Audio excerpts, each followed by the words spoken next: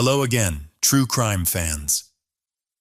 We've got another mysterious case to explore. The case of Christine Belford. On the morning of February 11th, 2013, an unknown man opened fire near the entrance to the courthouse, killing 2 women. The local patrol received a radio message about the shooting, urging all available officers to rush to the scene.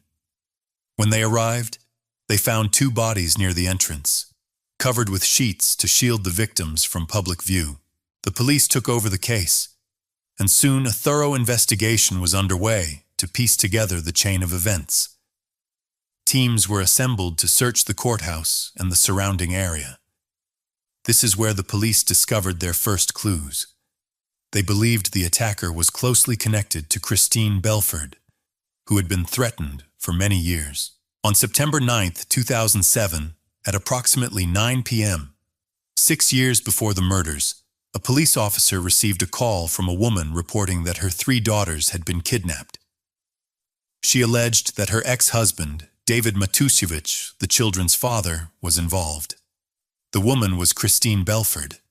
She also expressed concern that David's mother, Lenore Matusiewicz, might be involved. Christine informed the police that on August 26, 2007, David and Lenore had picked up the 3 girls to take them on a trip to Disneyland in Orlando, Florida. Although Christine and David were divorced, they shared joint custody of the children. David had never been violent or shown any serious behavioral issues in the past, so Christine felt comfortable letting him take the children. However, weeks passed without any contact from David. He had disappeared and never returned the children. He ignored Christine's calls, which deeply worried her. The police initially tried to reassure Christine, suggesting that the children would likely return after spending time with their father. However, they also began considering the possibility that something had gone wrong. Attempts to contact David failed. His phone had been disconnected. The police then looked into his background and discovered that he owned a medical optics clinic, where he had met Christine when she was hired. Christine had been married before and had a daughter named Catherine from that previous relationship. This didn't stop her from developing a relationship with David. He quickly fell in love with her, and they began dating. Their relationship progressed rapidly, and marriage seemed inevitable.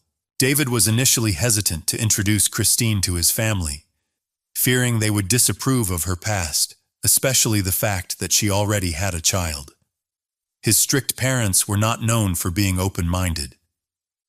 Eventually, at their wedding in 2001, David introduced her to his parents, and to his surprise, the meeting went well. After marrying, the couple bought a house in Middleton, New Jersey, and later welcomed 3 daughters. But everyday challenges began to strain their relationship, leading to frequent arguments. David hoped that relocating would help, so they moved to Wilmington, Delaware, where his parents offered support. Unfortunately, the move only worsened the situation. Christine felt that David was unhelpful and didn't support her in raising the children or managing household responsibilities. His parents were difficult, often rude and controlling toward her. Overwhelmed, Christine filed for divorce in 2006, triggering a tense custody battle. David claimed Christine was an unfit mother with mental health problems, but her friends and family strongly disagreed. A court-ordered psychiatric evaluation found Christine to be mentally stable. In contrast, the report highlighted several issues with David, including stress, depression, occasional detachment from reality, and poor anger management. Ultimately, custody was awarded to Christine, while David received visitation rights for weekends and holidays.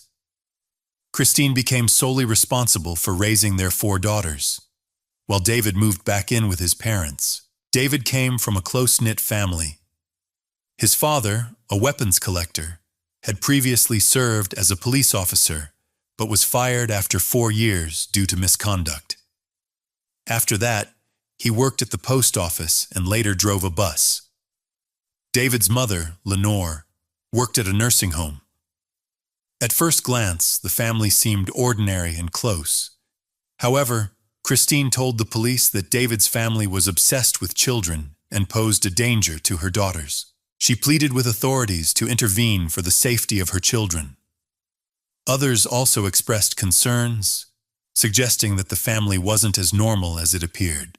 It soon became clear that David's parents were, in fact, selfish, controlling, and aggressive. When the court awarded custody of the children to Christine, Lenore became enraged and began manipulating David into pursuing a custody battle, employing unethical tactics without hesitation. Police suspicion grew, especially after Christine visited the station to present her custody papers. Although she had been granted full custody, David and his family were determined to discredit her.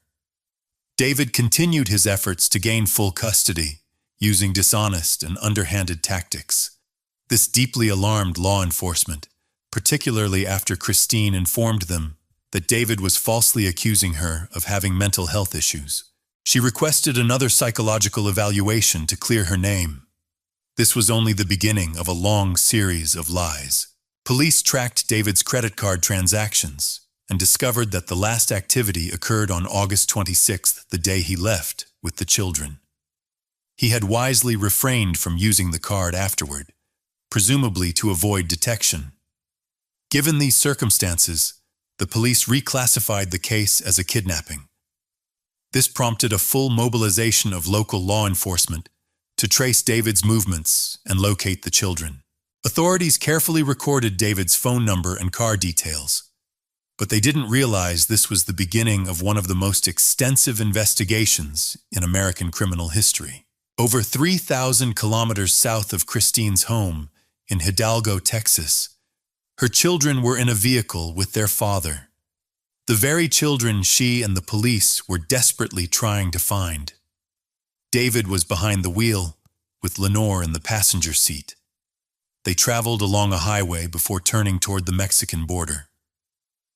About a kilometer from the edge of U.S. jurisdiction, their car was stopped at a checkpoint. An officer inspected their passports, asked how many people were in the vehicle, and noticed children playing in the trailer, laughing and appearing carefree. Everything seemed normal, so the officer had no reason to be suspicious. He returned the documents and allowed the vehicle to pass. Unbeknownst to him, David and Lenore had prepared fake passports for themselves and the children, enabling them to leave the country without any issues. The kidnapping had been meticulously planned at least a year in advance. Police later searched David's house but found it empty. Both David and Lenore were missing. In the fireplace, they discovered burned documents, including Christine and David's marriage certificate, divorce papers, and bank statements from financial institutions in New Zealand and Canada. Investigators learned that shortly before their disappearance, Lenore had purchased a trailer for $82,000. David had sold his business for only $650 and had taken out a $250,000 loan in Christine's name, an act that astonished investigators. At this point, David, Lenore, and the children could have been anywhere in the world. The kidnapping investigation dragged on for months without a single clue. There was no contact from David or the children, almost as if they had vanished. Meanwhile, David's father and his sister, Amy Gonzalez, claimed during police questioning that they had no knowledge of David and Lenore's plans. However, investigators found their testimonies inconsistent and suspicious. Shortly after the kidnapping, David's family bought a house in Edcouch, Texas, just 30 kilometers from the Mexican border. They also transferred large sums of money between bank accounts, raising further suspicions that David and the children might have fled to that region. Police began to suspect that David's father and sister may have been in contact with the fugitives. It was becoming increasingly clear that the entire Matusiewicz family might have been involved, but the theory would require thorough investigation and solid evidence to prove. The search for the missing girls expanded internationally as U.S. authorities requested assistance from Mexican police.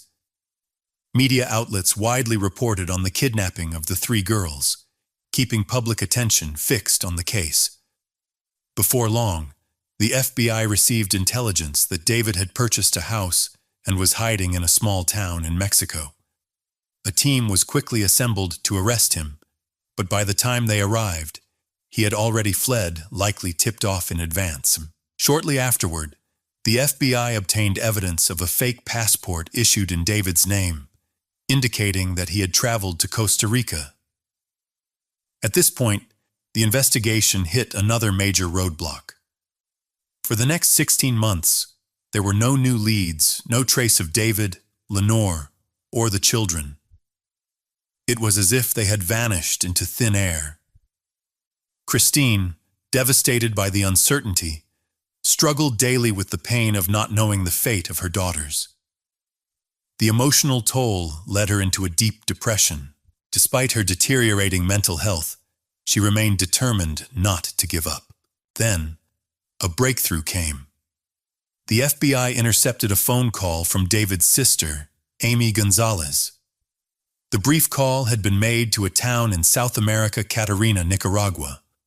Alerted by this lead, Nicaraguan authorities were notified, and checkpoints across the region were put on high alert. A manhunt began for David, Lenore, and the three girls.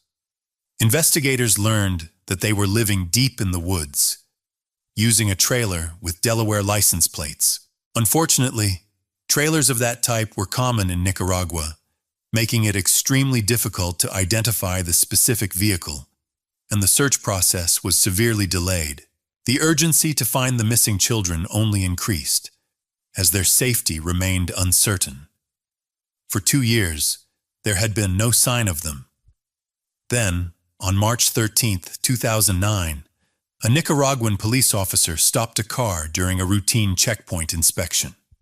He had been briefed about the case and recognized that the trailer matched the description of the suspect's vehicle. Inside, a man named David was driving, with an adult woman, his daughter, in the passenger seat. When the officer asked David to step out of the car, David presented a fake driver's license. Despite his protests, the officer insisted and arrested him on the spot. That same night, Christine boarded a plane to Nicaragua. After 2 painful years of separation, she was finally going to be reunited with her daughters. However, the children had no idea how much they were loved and missed. At the time of the abduction, they had been too young to fully understand what was happening. David had poisoned their minds, telling them that Christine had abandoned them and never loved them.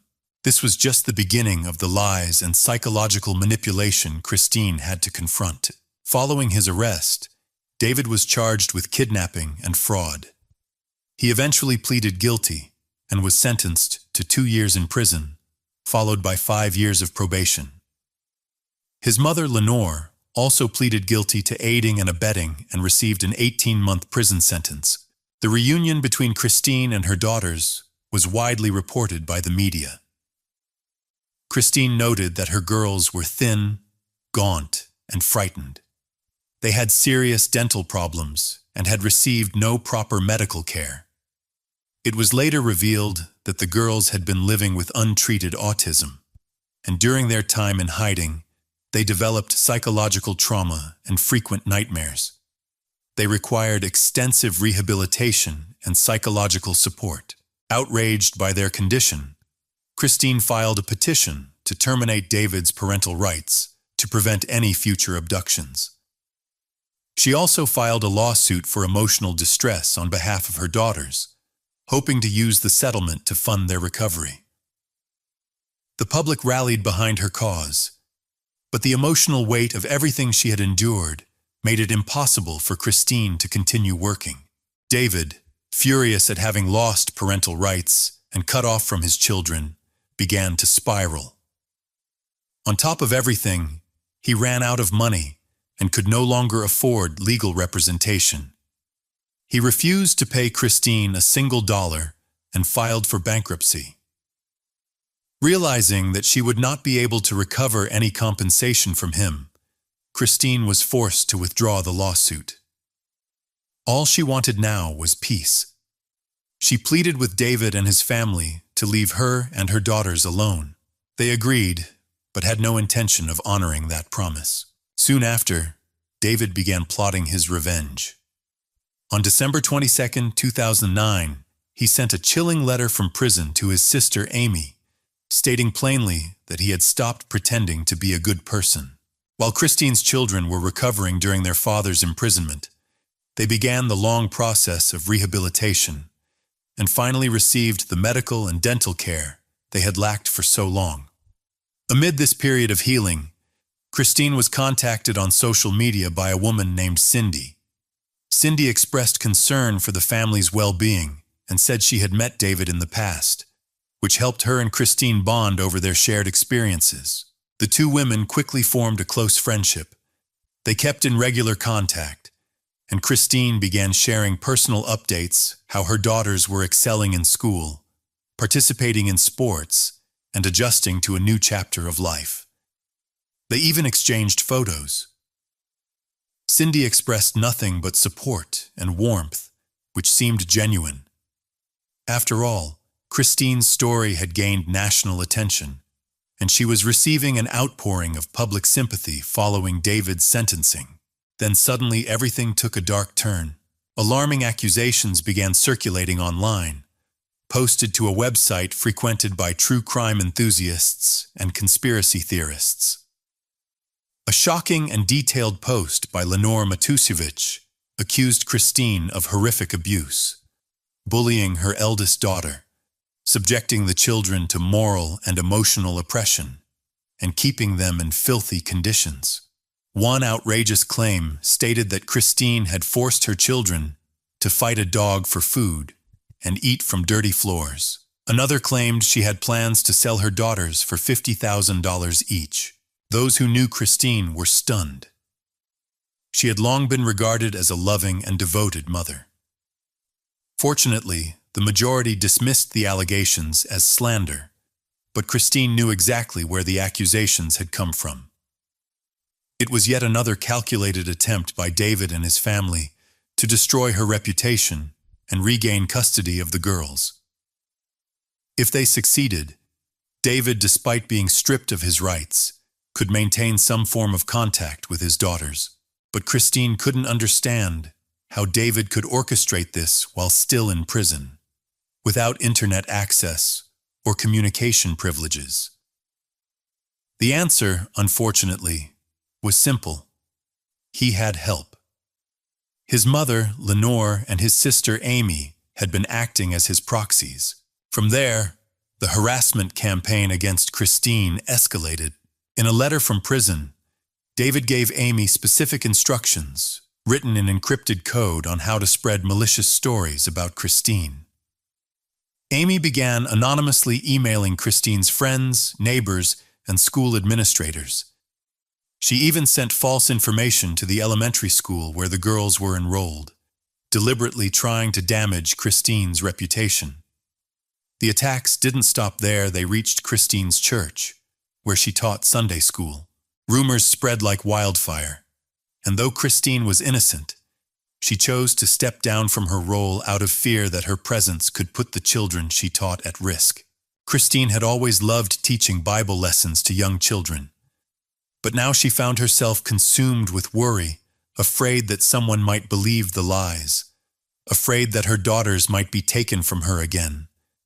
David's family was trying to portray her as a danger to children. Despite this emotional siege, Christine did everything she could to shield her daughters from the storm. Her eldest daughter, Catherine, just 16 years old at the time, stood firmly by her mother's side. She publicly defended Christine, vehemently denying all claims of abuse. Catherine had witnessed the truth firsthand, and she was not afraid to speak out. Still, Christine remained deeply unsettled. As time passed and Lenore's release date approached, her anxiety worsened. On September 16, 2010, Lenore Matusevich was released from prison. Although Christine had a court order in place prohibiting David's family from approaching her or the children, the fear remained. She confided only in a few trusted friends, including Cindy, the woman she'd come to rely on during her darkest hours. Then, on March 20th, 2011, Christine received a disturbing message from a friend.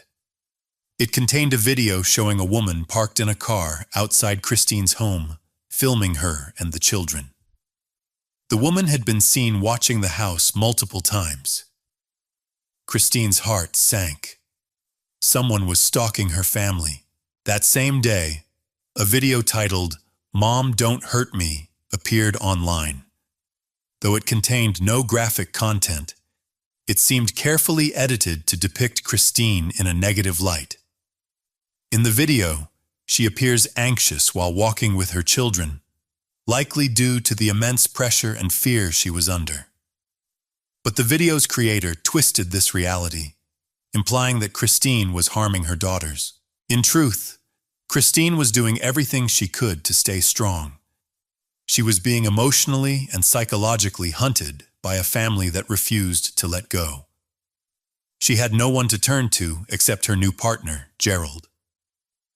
His support during this terrifying chapter gave her a small glimmer of peace in an otherwise relentless storm. In December 2011, Thomas Matuszewicz, David's father, unexpectedly showed up at Christine's home. Christine wasn't there at the time. Her daughters were alone. Terrified, the girls watched from inside as their grandfather banged aggressively on the windows and doors.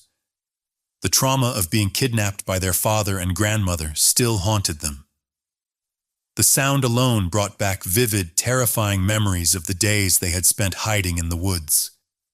Catherine, the eldest, took control. Despite her fear, she led her sisters to a secluded part of the house, instructing them to stay quiet and hide. Minutes later, Christine's boyfriend, Gerald, arrived. He confronted Thomas, and after a tense exchange, managed to force him to leave. It was clear that Thomas didn't want to escalate things to the point where police would be involved, but the damage was already done. From that moment on, Christine and her daughters no longer felt safe in their own home. They responded quickly. Surveillance cameras were installed around the house, an alarm system was activated, and 3 guard dogs were placed at the entry points. In the older girl's bedroom, they even kept a knife for self-defense. But none of it brought peace of mind. David's family continued to monitor them. There were cars parked nearby, faces glimpsed through windows. It was clear. They were being watched. Feeling hunted, Christine made the heartbreaking decision to sell her house and move far away. She needed to protect her daughters and start over somewhere her past couldn't follow. She quietly began the process of putting her house on the market and looking for a new home in a different city. She confided her fears and plans to move to the one person she believed she could trust, her pen pal, Cindy. What Christine didn't know was that Cindy was David's girlfriend. David, even from prison, had been orchestrating the harassment. He communicated not only with his sister Amy and mother Lenore, but also with Cindy. All 3 women were active participants in the smear campaign against Christine. Cindy had befriended Christine under false pretenses, reporting everything she learned back to David's family. The layout of Christine's home, where the cameras were positioned, even her plans to move. Despite the growing list of disturbing stories about David, Cindy remained loyal to him. She supported him throughout his incarceration, visited him regularly, and never questioned his version of events. In fact, she eagerly awaited his release. While he was still behind bars, she worked to gain Christine's trust, feeding David and his family valuable information they would soon use for a far darker purpose. 4 months before David's release, his family began planning something more sinister. Christine sensed it. She couldn't explain why, but she felt constantly on edge. The cars, the stairs, the strange sense that someone was always nearby. Maybe she was being paranoid, or maybe her instincts were right. They were. Christine confided in her closest friends and family members, telling them plainly, David's family wants to hurt me. Determined to protect her daughters at all costs, Christine developed a safety plan. She created a rope ladder and showed her daughters how to escape through the second-story window in case someone broke into the house. She rehearsed it with them often over and over until they could do it without hesitation. If danger came to their door, Christine told them, she would distract the intruders while the girls fled. They practiced the plan nearly every day. They were prepared. But it didn't make the fear go away. As David's release date approached, Christine's anxiety reached new heights. She personally drove her children everywhere. She never left them alone. They were living in a constant state of hypervigilance. Then, on April 13, 2012, David was released after completing 5 years of probation. He returned to his family's home in Edcouch, Texas, and began writing letters again. In one to his sister Amy, he outlined his next steps. Christine was due in court soon for a routine custody hearing. David was refusing to pay child support, and Christine struggling to provide for her children while also ensuring their safety had filed for alimony. The thought of seeing him again made her sick with dread. Her boyfriend Gerald offered to accompany her to the hearing, but Christine had already promised to go with her best friend, Beth, someone who had stood by her side through it all.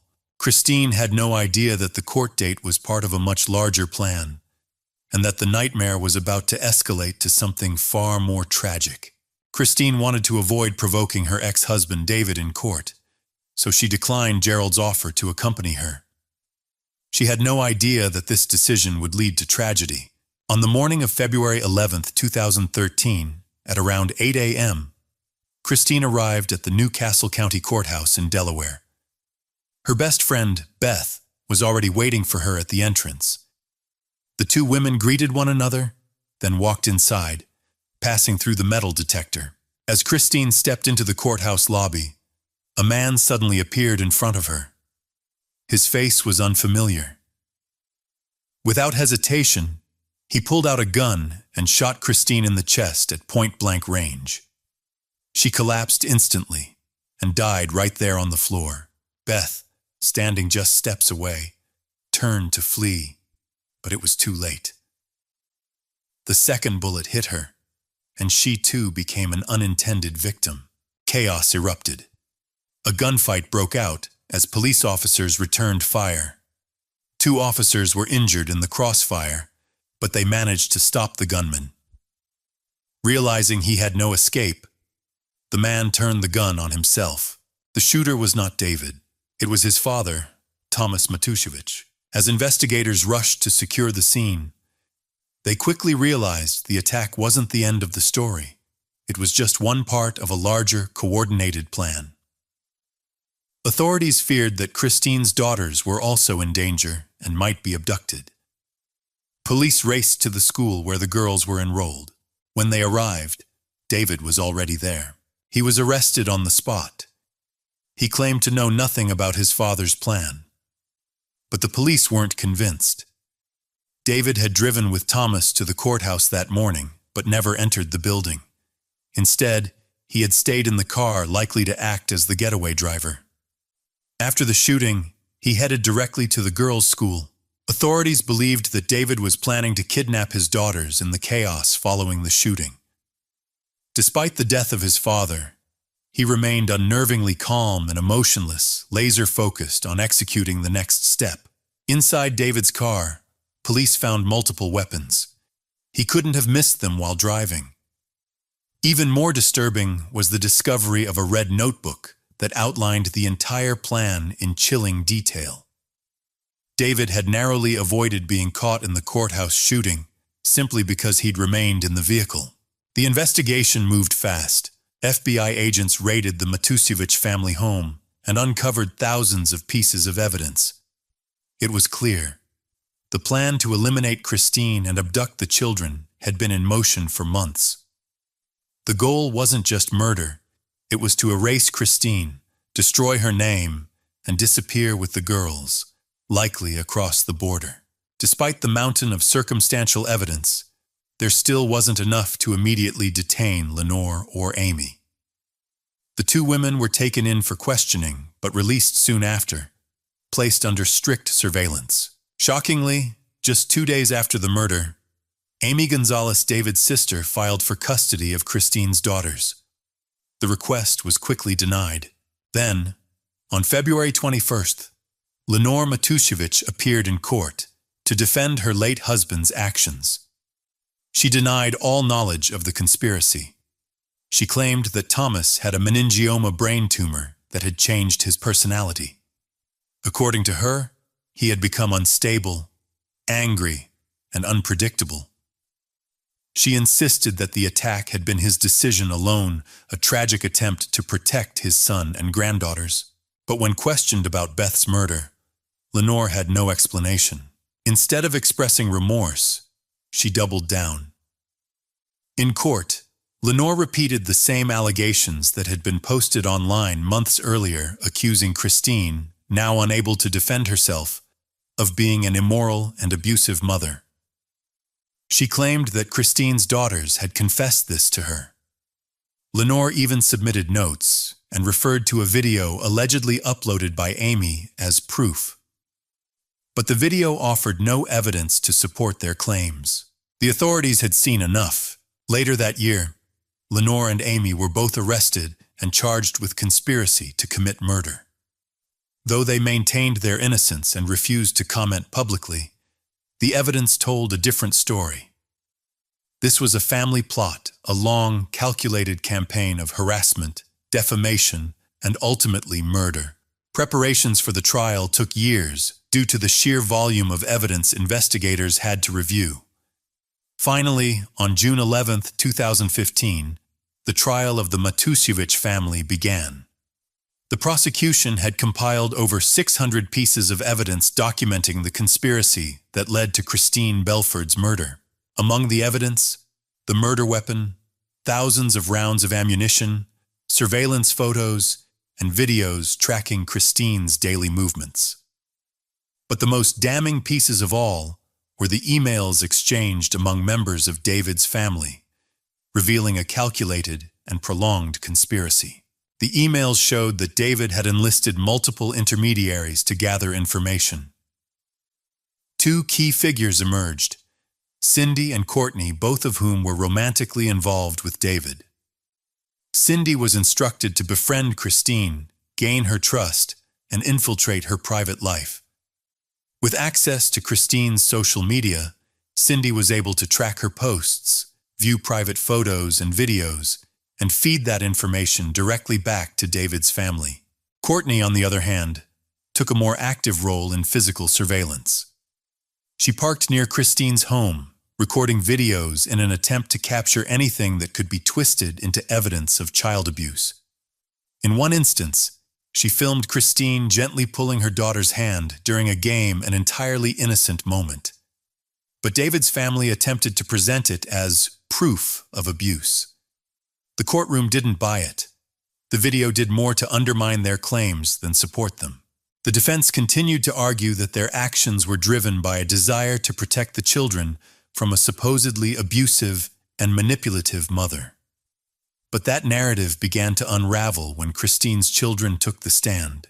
The prosecution's strongest asset was Christine's eldest daughter, Catherine, from her first marriage. Her testimony was powerful. She told the court how the Matusiewicz family had terrorized them for years. She feared they would stop at nothing to gain control of her younger sisters, and she had always viewed them as a threat to her mother's life.